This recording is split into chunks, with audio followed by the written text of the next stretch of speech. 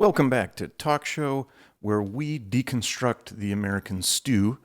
Today is August 23rd. It's 72 days away from Election Day. In case you weren't counting, I'm counting. For discussion today, the US and Canada had some trade talks which have now burnt down like the Canadian wilderness. Wild horses are getting airlifted off of public land, and the official story is not the whole story. And a closing word on the doom you keep doom scrolling. Let's waffle these irons. In our first segment, we're going to talk about those trade talks between US and Canada. On Friday, they collapsed. And by midnight, 50% tariffs have now hit $20 billion of Canadian goods. All very large numbers. Things that have been hit include dairy, alcohol, cement, hockey equipment, not the hockey equipment. Prime Minister Carney called this sort of last-minute U.S. terms unfair and said Canada would match them dollar for dollar starting next month. So that's going to hit things like steel, appliances, and electronics. How fun.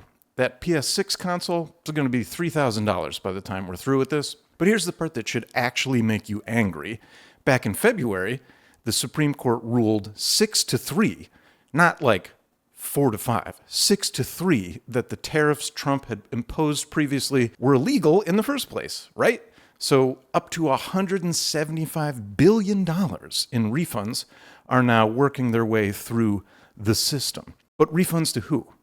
Not you. The importers, right? The companies, they're going to get their money back.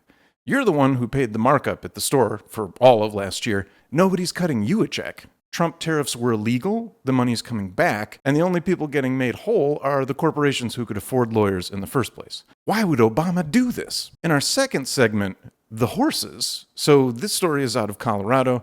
The Bureau of Land Management, the BLM, is airlifting wild horses off of public land by helicopter. About 1,000 of them in this most recent round, and roughly 85,000 horses nationally have been relocated. That's across 10 different states, and they're calling it managed down. The official reason is overgrazing, drought, and protecting the range. Horse, it's what's for dinner, is probably what you were expecting me to say, but that's not actually what happens to them. Instead, they go to holding facilities at a cost of about $300 million taxpayer dollars per year. That should help with our $40 trillion deficit. Great. But what I'm saying is no, don't invest your life savings into the glue industry, because here's the real joke, and it's not very funny, but the BLM's own field records surfaced by advocacy groups show that cattle are causing the erosion and the vegetation damage that they're blaming on the poor horses. Livestock eats 50 to 65% of the grass out there. That's from the BLM's own gosh dang numbers. What a load of equine excrement.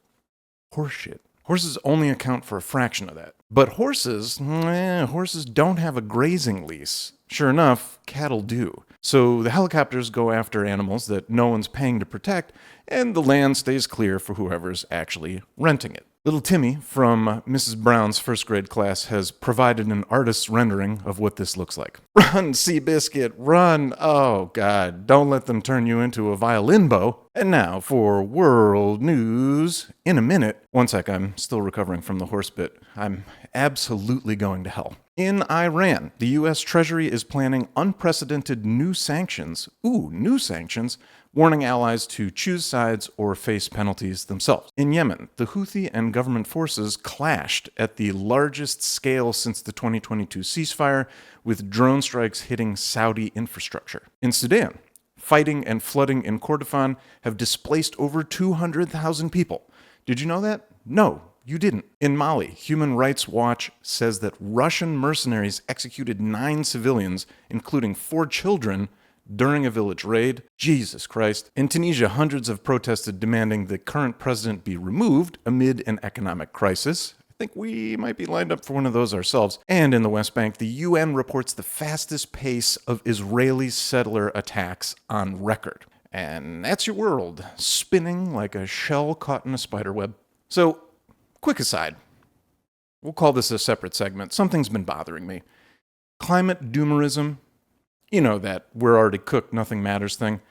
It's not just harmless pessimism. It's actually doing exactly what the fossil fuel industry wants it to do, what it needs it to do. Researchers who track this are calling it inactivism. Clever. Once the denial stops working, the next playbook is despair, because a paralyzed public is just as useful as a convinced one. Here's what's actually true.